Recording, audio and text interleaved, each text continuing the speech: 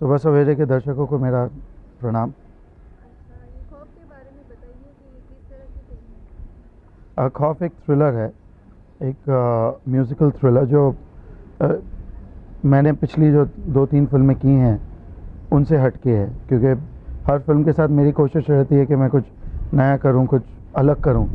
I don't like to repeat myself. अच्छा, ये film delay होने की वजह क्या कहेंगे। ये फिल्म डिले इसलिए हुई कि there was some mismanagement on our part, on the part of our production staff, where dates were concerned and coordination, क्योंकि फिल्म में मल्टी स्टार कास्ट फिल्म है and with people like Sanjay Dutt and Manisha Koirala, और उनके साथ में there is a whole lot of supporting actors. तो कभी कभी ये होता है कि मेन आर्टिस्टों की डेट मिल जाती है, सपोर्टिंग स्टार कास्ट की डेट नहीं मिलती, they all very busy with television and everything. So getting all the dates together was the problem. अच्छा, ये कहा गया है कि बीच में कुछ आपके और भूमिका के बीच में कुछ अनबन हुई थी, इसलिए आप छोड़ रहे थे। जी हाँ, अनबन हुई थी। उसमें प्रोड्यूसर की भी गलती नहीं है, क्योंकि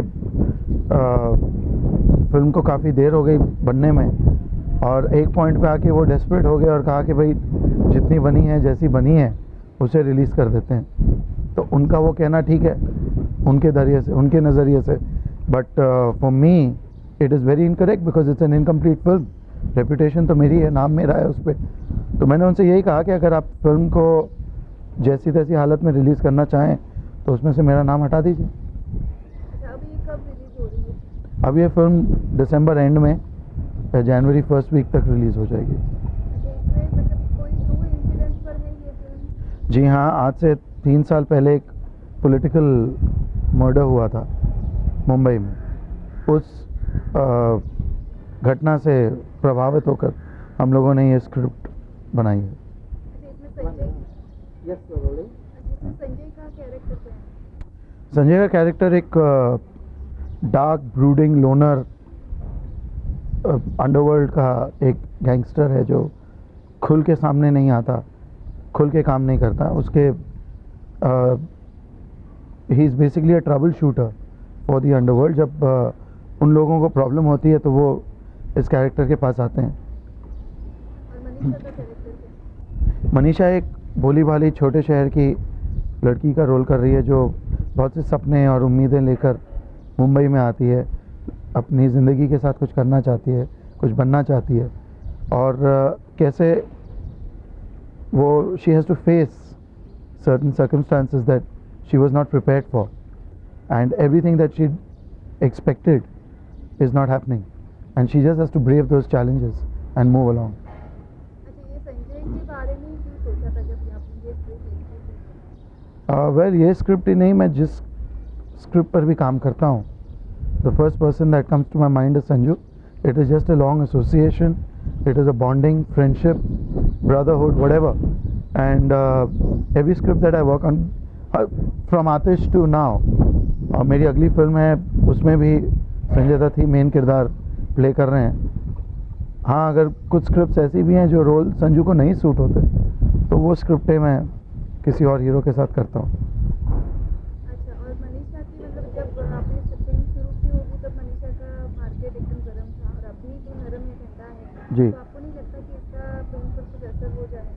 देखिए, वैसे भी हीरोइंस का जहाँ तक सवाल है, हमारी इंडस्ट्री में उनका मार्केट गर्म हो नरम हो कोई फ़र्क नहीं पड़ता। They are ultimately for the selling of the film as well as दर्शकों के लिए एक एडिड अट्रैक्शन होता है। उनसे फिल्म बिकती नहीं है। मेरी प्रीवियस फिल्म थी हमेशा, जिसमें काजोल थी at the peak of a career, but the film didn't even get an opening, it just got a 12% opening. So the heroines don't make a film sell, it is the heroes. And fortunately for me today Sanjay Dutt is riding a very high wave of success. और जब film शुरू की थी तब संजू नरम था, मनीषा गरम थी। आज संजू गरम है, मनीषा नरम है, तो वो बैलेंस आउट हो जाता है। अच्छा, इसके पोस्टर्स में आपने ये मतलब ये स्लोगन के fear has a new face, तो ये मतलब नयापन क्या है, डर का एक नया रूप क्या है। Fear has a new face is the character played by Sanju, who instills fear, who is the epitome of fear in the film. वो खौफ, डर उनसे पैदा होके उनसे आगे बढ़ता है, तो वो एक नया चेहरा है, डर का एक नया चेहरा है, खौफ का एक नया चेहरा है जो वो किरदार प्ले कर रहे हैं। और it does not just imply to him, it also implies to Manisha. उसके चेहरे पे डर है, उसके अंदर एक डर पैदा किया जा रहा है, उसके अंदर एक खौफ पैदा किया जा रहा है, तो वो भी खौफ का एक नया चेहरा है. सिर्फ डराने वाले का चेहरा खौफ नहीं है, डरने वाले का चेहरे में भी खौफ है. तो that's why we have said that Freya has a new face. हमेशा नहीं चलने की वजह आपको क्या लगता है? Primarily bad marketing. हम लोगों ने उस फिल्म को ठीक से मार्केट नहीं किया. कुछ कमज़ोरियाँ फिल्म के अंदर भी थी जिसकी वजह से शायद लोगों को पसंद नहीं है, पर अफसोस यही था कि कोई देखने ही नहीं गया, तो पसंद न करने का सवाल उठा ही नहीं. Nobody went to see the film, and I guess I have come to understand after Hamesha that hero saleability in our industry is very important in our country. एक हीरो का बिकना, एक हीरो का गर्म होना जैसे हम कहते हैं. अफसोस जिस वक्त हमेशा लगी उस वक्त मेरे दोनों ही हीरो बहुत ठंडे थे, तो there was no excitement for the people to go and see the film since we are such a male dominated industry. अच्छा, आपके आइडियल डायरेक्टर इंडिया में is my all time ideal director is Vijay Anand Saab, Goldie Saab, and Mani Ratnam, Ram Gopal Verma. These are people I really admire. Subject पर ज़्यादातर फिल्में बनाना आपको पसंद है या थ्रिलर पर ही ज़्यादा है पसंद? आपको थ्रिलर फिल्म ही बनाना? जी नहीं, it's just anything that moves, anything that excites me. कोई भी कहानी जो जिसे कंसीव करके मुझे लगता है कि हाँ इस पे मैं इसको किसी नए अंदाज से, नए तरीके से कह सकूँगा, इसके ज़रिए मैं कोई नई बात कर सकूँगा, that subject excites me. And definitely something that I already done in the past, I don't find it very exciting. अच्छा, कोई थ्रिलर फिल्म हो या सस्पेंस फिल्म हो तो दर्शक को आखिरी मतलब लास्ट मोमेंट तक कुर्सी पर बिठाना बहुत ही कठिन चीज़ होती है, क्योंकि उनको मतलब ये क्यूरियोसिटी होनी चाहिए दर्शकों की कि आगे क्या हो रहा है, आगे क्या हो रहा है.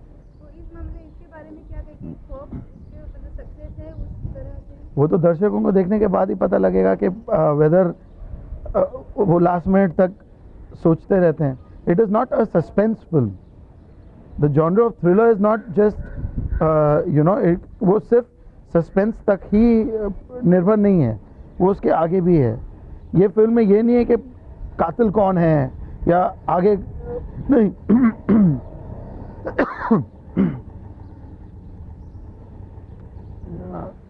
ये फिल्म में आप ये नहीं गैस कर रहे कि कौन कातिल है और एंड में छुरी लेके कौन निकलेगा. ये वो टाइप की फिल्म नहीं है. हाँ, ये आप ज़रूर इस फिल्म में गैस करेंगे कि अब क्या होगा, इन किरदारों के साथ जो जो घटनाएं घट रही हैं उसके बाद अब क्या होगा, अब क्या और क्या घट सकता है, वो एलिमेंट ज़रूर है. इसके म्यूजिक के बारे में बताइए. जैसे आपने कहा कि म्यूजिकल थ्रिलर है, म्यूजिक किस तरह का है और कैसे? Well, music is already on the charts. It's doing pretty well, and it's fast-paced music. Fast music है, entertaining music है, because किसी भी thriller में एक point पर जाके आप tense हो जाते हैं, तो थोड़ा आपको ease करने के लिए before getting back into the tension again. So it's that way, and it's pretty melodic. It's interesting. अच्छा, इस फिल्म के हाईलाइट आप क्या कहेंगे? डायरेक्शन, एक्टिंग, स्क्रिप्ट या म्यूजिक, क्या कहेंगे? I don't know. I think एक overall package of the film will be the highlight because हर एक का contribution है. Actors का एक अपना contribution है because they're fantastic performances. Music directors ने